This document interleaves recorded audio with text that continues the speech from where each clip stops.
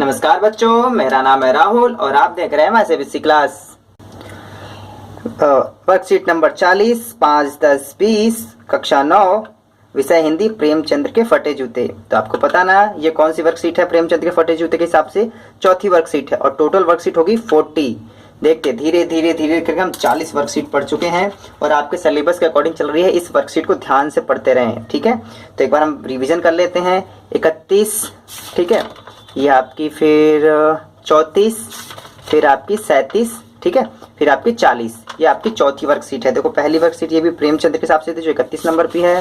फिर आपके देखो दूसरा भाग इन्होंने लिख रखा है यहाँ पे, दूसरी, फिर यहाँ पे इन्होंने फिर तीसरे भाग में तीसरा भाग लिखा नहीं है, लेकिन तीसरा जो आपका भाग है ये 37 वर्कशीट है। देखो ये इन्होंने लिखा नहीं है, लेकिन आप अपने वर्कशीट में भी लिखते रहिएगा। इससे आपको पता चल जाएगा इस चैप्टर कितने वर्कशीट हो चुके हैं, इस चैप्टर कितने वर्कशीट बाकी है, ताकि पढ़ते समय में आपको एक आकलन तो पता चलता रहेगा ना इस चैप्टर क्या चीज कवर हो रहा है, क्या चीज कवर नहीं हो पा रहा है, कौन सी चीज इंपॉर्टेंट है, कौन सी चीज इंपॉर्टेंट नहीं है। तो हिंदी की वर्कशीट है, काफी ईजी है, लेकिन फिर भी इसे पढ़ के आगे बढ़ते हैं। यह विडंबना मुझे इतनी तीव्रता से पहले कभी नहीं चुभी। आपको पता है इसके लेखक कौन है? ठीक है, हर बार यहाँ लिखा होता था, अब की बार नहीं लिखा हुआ है। तो बताइए इसके जो लेखक है वो कौन है? बिल्कुल सही, हरिशंकर, ठीक है, हरिशंकर जी याद रखिएगा। और तीव्रता से पहले कभी नहीं चुभी, दोबारा से पढ़ लेते हैं। यह विडंबना मुझे इतनी तीव्रता से पहले कभी नहीं चुभी जितनी आज चुभ रही है। ये कौन कह रहा है? लेखक कह रहा है। कौन? हरिशंकर जी। जब मैं तुम्हारा जूता फटा देख रहा हूं, तुम महान कथानकार, उपन्यास सम्राट, युग परिवर्तक, न जाने क्या क्या कहलाते थे। MGR, फोटो में भी तुम्हारा जूता फटा हुआ। मेरा जूता भी कोई अच्छा नहीं है, तो ऊपर से अच्छा दिखता है, उंगली बाहर नहीं निकलती, पर अंगूठे के नीचे तला फट गया है। किसका? अब की बार लेखक अपनी स्थिति दर्शा रहा है। इन्होंने प्रेमचंद्र के जूते पे काफी 3 बार से वर्कशीट पे देखो टिप्पणी करते आ रहे थे, इनका फटा जूता है, फटा जूता है। लेकिन असल में जब हरिशंकर की बारी ये अपने जूते के बारे में बता रही है, कह रहे मेरा भी जूता पर फटा हुआ है, लेकिन नीचे से अंगूठा जमीन से घिसकता है, ठीक है, घिसड़ रहा है उनका जो अंगूठा है, और पैनी मिट्टी पर कभी रगड़ खाकर लहूलुहान भी हो जाता है। किसका? हरिशंकर जी का, याद रखना, लेखक का। पूरा तला गिर जाएगा, पूरा पंजा छिल जाएगा, मगर उंगली बाहर नहीं दिखेगी। समझ में आ रहा है? मतलब मेरा जूता तो खराब है, नीचे से खराब है, चोट वोट लग जा रही है, लेकिन मेरा जूता फटा है, ये किसी को पता नहीं चलेगा। तुम्हारी उंगली दिखती है पर पांव सुरक्षित है। देखो देखा लेखक यहाँ पे आपके पास बिल्कुल साफ साफ कहा है कि आपका जूता सुरक्षित है, ठीक है, सॉरी, पांव सुरक्षित है। बेशक जूता ऊपर से फटा हुआ है, उंगली बाहर दिख रही है, लेकिन मेरा जूता सुरक्षित नहीं है, पांव सुरक्षित नहीं है जूते की वजह से। मेरी उंगली ढकी है पर पंजा नीचे घिस रहा है। तुम पर्दे के महत्व नहीं जानते हो। अब देखो इन पे टिप्पणी कर रहे हैं, तुम पर्दे के महत्व को नहीं जानते हो, हम पर्दे पर कुर्बान हो रहे हैं, तुम फटा जूता बड़े ठाठ से पहने हो। देखो अभी भी कह रहे हैं मैं ऐसे नहीं पहन सकता, और लेखक क्या कह रहा है? हमें ऐसे फटे जूते नहीं पहन सकता, बेशक इनके पैर में चोट लग जाए। ये कह रहे हैं हम पर्दे की चीज को जानते हैं, तुम पर्दा नहीं करना जानते हो।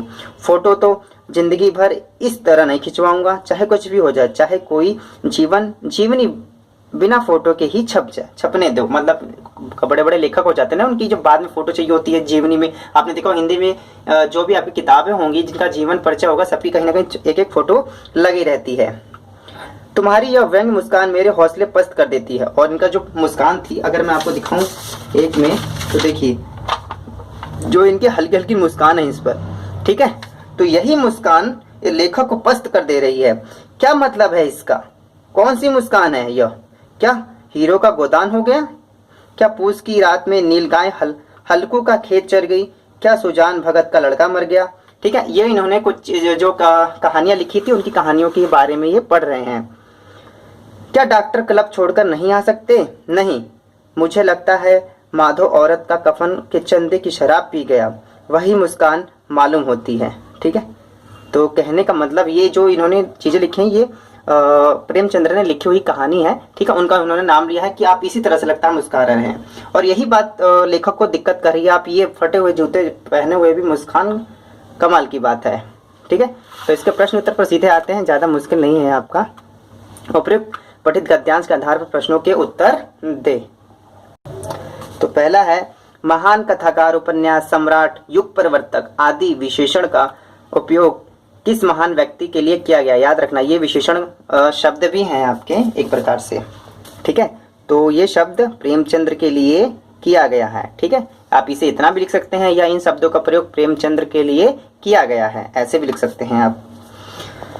2. लेखक के जूते और प्रेमचंद्र के जूते में क्या फर्क है? आपकी नज़र में किसका जूता अच्छा है? तो सीधी सी बात है, दोनों के जो जूतों में फर्क क्या है? दोनों के जूते में फर्क ये है, एक का उंगली दिख रही है और दूसरे में उंगली नहीं दिखाई दे रही है, और एक का जूता सुरक्षित है और दूसरे का पाँव सुरक्षित है और दूसरे का पाँव सुरक्षित नहीं है।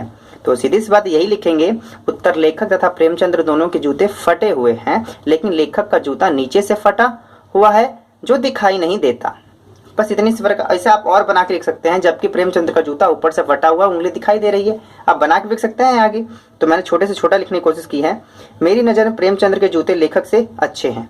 बिल्कुल सीधी सी बात है, क्योंकि जूते ऊपर से फटे हुए हैं, जिससे उनके पाँव को नुकसान नहीं पहुंचेगा। सीधी सी बात है, जो प्रेमचंद्र के जूते हैं बेशक उसमें उंगली दिखाई दे रही है, लेकिन उनका पाँव सुरक्षित है, किसी प्रकार से चोट नहीं लग सकता। लेकिन वही लेखक का पैर घिसड़ता हुआ लहूलुहान हो रहा है। क्वेश्चन नंबर 3, तुम पर्दे का महत्व ही नहीं जानते, हम पर्दे पर कुर्बान हो रहे हैं। क्या इस वाक्य में लेखक किसकी सादगी और किसके दिखावे की ओर संकेत किया गया है? ठीक है, क्वेश्चन नंबर 3 में तो इस पंक्ति के माध्यम से लेखक प्रेमचंद की सादगी और लोगों के दिखावे की बात कर रहे हैं। प्रेमचंद कितनी सादगी से जीवन जी रहे हैं, यहाँ पे साफ साफ दिखाएगा। जो उनके पास है उन्होंने वैसा ही दिखाया, और लोग क्या कर रहे हैं, उनके पास है नहीं, लेकिन फिर भी अपने आप को काफ़ी स्मार्ट दिखाने की कोशिश करते हैं, काफ़ी अमीर दिखाने की कोशिश कर रहे हैं। यहाँ लोगों के दिखावे की बात कर रहे हैं। ठीक, क्वेश्चन नंबर 3 का ये आंसर है। चौथा है, लेखक के हौसले कौन पस्त कर देता है? क्यों? मुस्कान। किसकी मुस्कान? प्रेमचंद्र जी की मुस्कान। ठीक है, तो चौथा यहीं पे ही है। प्रेमचंद्र के दिखावे की प्रवृत्ति पर व्यंग भरी मुस्कान लेखक के हौसले को पस्त कर देती है। ठीक है, तो हो गया। और इसकी पीडीएफ चाहिए तो माई सीबीएसई के टेलीग्राम पर अपलोड होने में देखो थोड़ा सा वक्त लगता है। ठीक है, तो 9 से 10 बजे तक तो कर ही दिया जाएगा। प्रेमचंद्र की मुस्कान के कौन कौन से संभावित कारण लेखक ने बताए हैं? क्या फोटो खिंचाते समय आप भी मुस्कुराते हैं? क्यों? ठीक है, जैसे कि मतलब लेखक की मुस्कान, संभावित कारण कौन कौन से जिस वजह से मुस्कुरा रहे हैं। लेखक ने प्रेमचंद की मुस्कान के पीछे लोगों के दिखावे की भावना और समाज में व्याप्त बुराइयां हैं। ठीक है, कि लोग फिर भी इस वजह से वो मुस्कुरा रहे हैं ताकि लोग दिखावटे में हैं, जबकि अंदर अंदर वो दुखी हैं। इसी वजह से प्रेमचंद उनके व्यंग कर रहे हैं, हंस रहे हैं कि लोग दिखावे में जी रहे हैं। हाँ, तो इसका दूसरा जो क्वेश्चन है इसका बनेगा, क्या फोटो खिंचवाते समय आप भी मुस्कुराते हैं? क्यों? हाँ, फोटो खिंचवाते समय मैं भी मुस्कुराता हूँ, क्योंकि इससे मेरी फोटो अच्छी आती है। सीधी सी बात है, हम हमेशा इसी वजह से खिंचवाते हैं, स्माइली करके। ठीक है, और दो उंगली दिखा के खिंचवाते हैं, कई बार तो जीभ निकाल खिंचवाते हैं, इतने अच्छे दिखे। ठीक है, वो बात की बात है, किसको अच्छा लगता है किसको अच्छा नहीं लगता। तो माई सीबीएसई क्लास के आज की वीडियो में इतना ही। मेरी वीडियो देखने के लिए धन्यवाद। जय हिंद, जय भारत।